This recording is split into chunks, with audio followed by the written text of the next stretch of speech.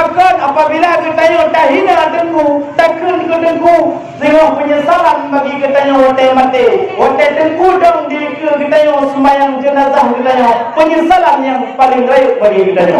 Nah, kadang lawetnya yang tengok kalam di luar negara ataupun part mentang, nah lagi pernah tak ubah HP mana-mana mudah. Nak tak ubah YouTube kadang ditenak ulama. Yang berdepuk orang yang tenak ulama yang adalah kadipu bajing dalam hudud ji. Na'udzubillah min zalik. Kadipu bajing roh.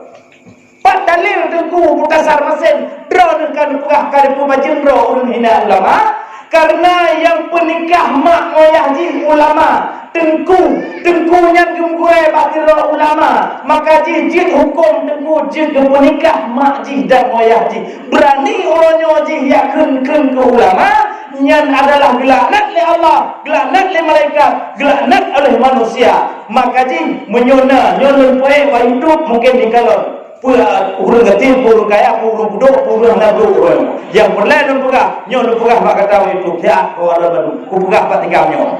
Yang bahwa, nyon pada pegah kawan yang berjuang. Cina ulama hanai kira menyolon nyon tengku dari dasar melapuk. Asli lun patik tamau dalam kampung mati. Terus kampung mati lewat jembatan na gunung sabok. Lewat gunungnya na rumah waboh tingkat cukup karya rumah. Lampu mudah-mudah masa.